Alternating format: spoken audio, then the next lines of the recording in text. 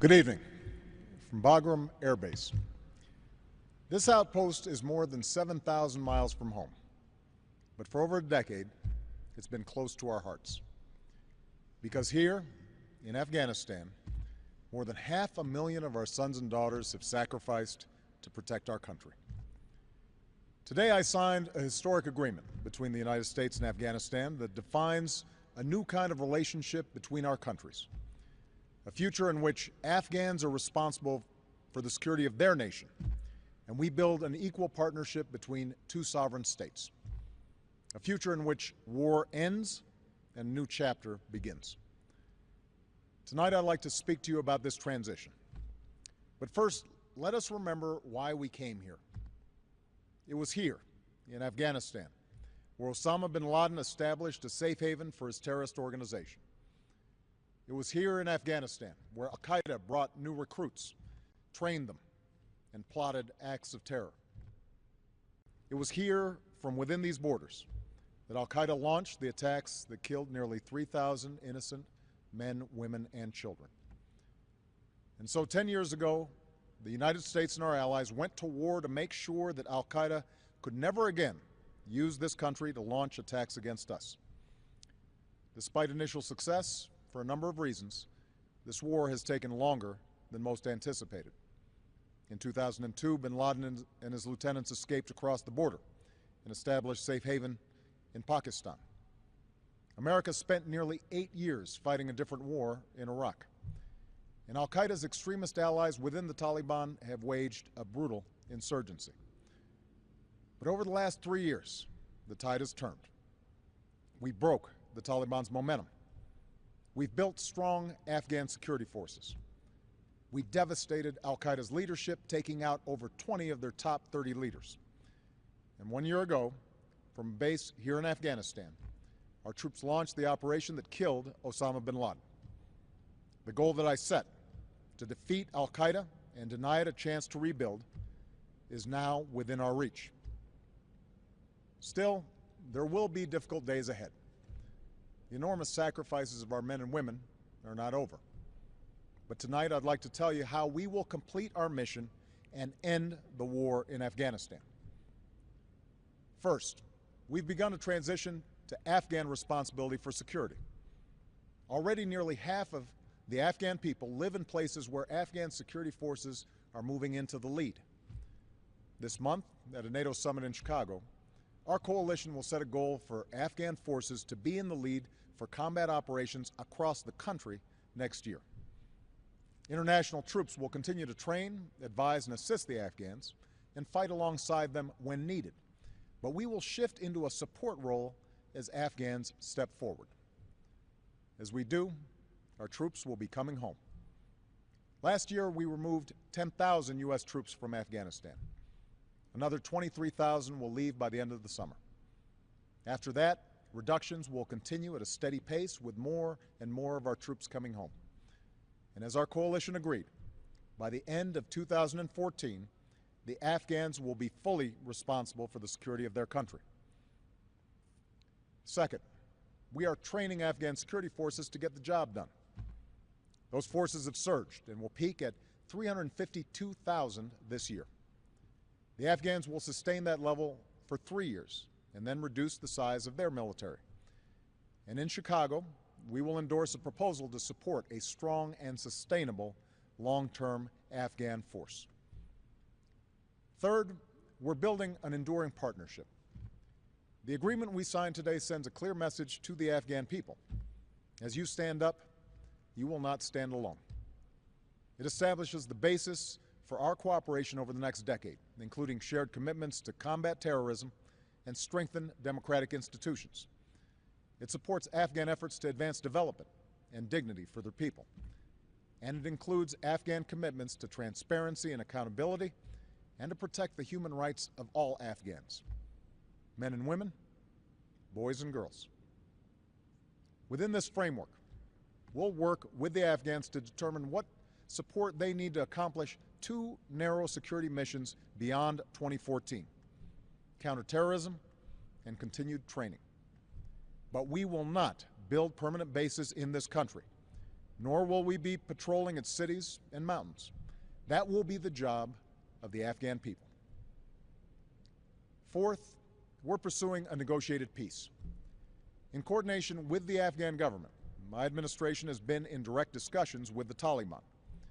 We've made it clear that they can be a part of this future if they break with al-Qaeda, renounce violence, and abide by Afghan laws.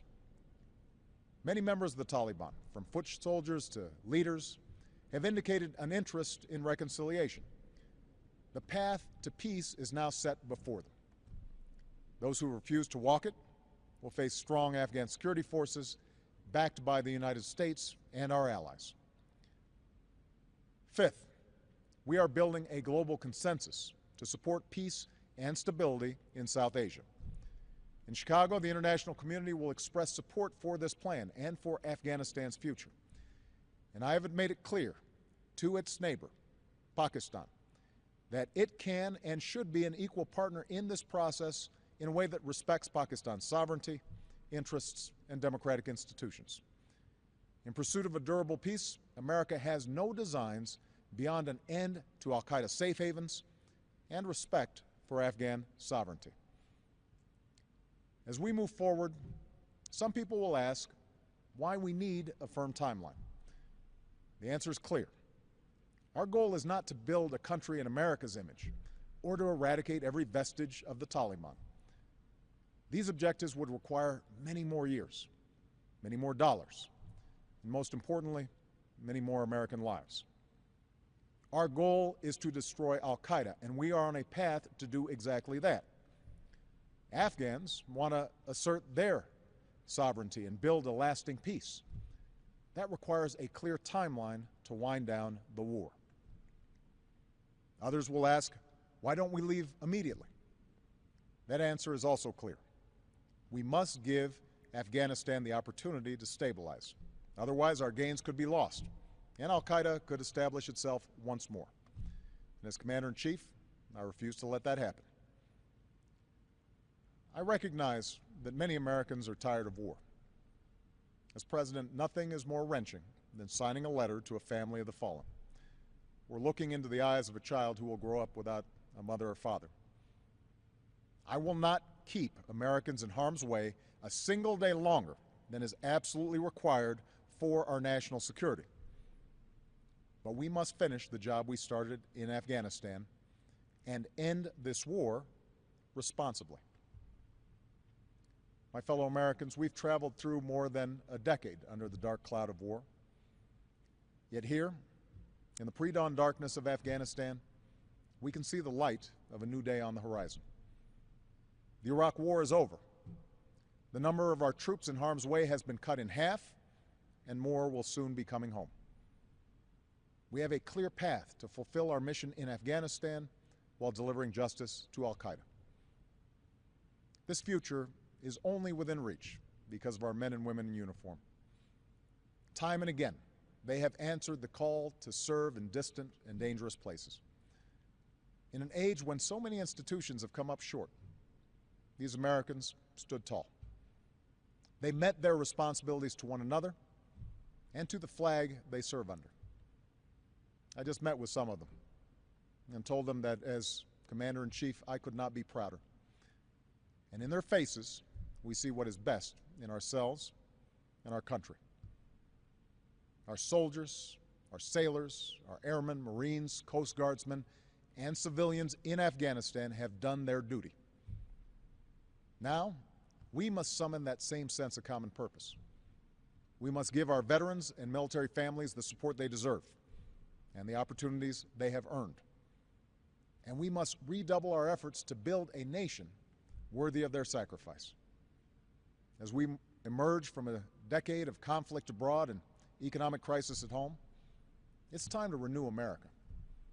An America where our children live free from fear and have the skills to claim their dreams. A united America of grit and resilience, where sunlight glistens off soaring new towers in downtown Manhattan, and we build our future as one people, as one nation.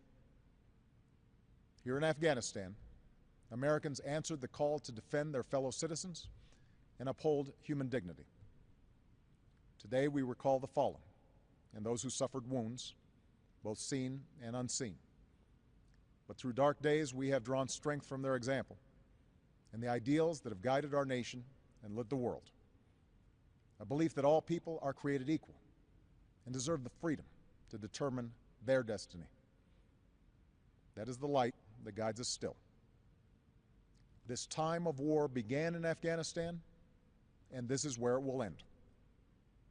With faith in each other and our eyes fixed on the future, let us finish the work at hand and forge a just and lasting peace. May God bless our troops, and may God bless the United States of America.